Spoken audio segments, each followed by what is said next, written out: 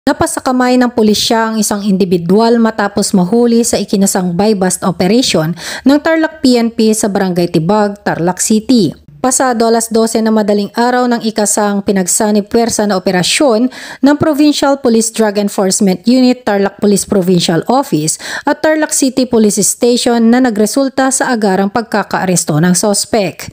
Kinilala ang naarestong sospek na si alias Tete, 31 taong gulang, walang asawa, residente ng Zone 4 Sitio Buto, Barangay Tibag, Tarlac City at kabilang sa illegal drug watch list. Ayon sa Tarlac PNP, nakumpiska sa sospek ang 2 piraso ng hinihinalang shabu, 1 piraso ng 1,000 peso bill bilang buy-bust money, 1 sling bag at 1 cellular phone.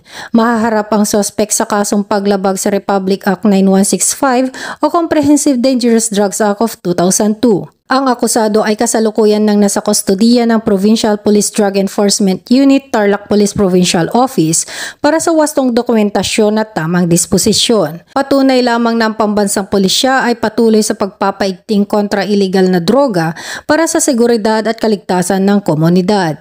Mula dito sa Tarlac Police Provincial Office, ako ang iyong PNN correspondent, Patrolwoman Maureen Kiaki, alagad na batas, taga-taguyod ng Balitang Pulis.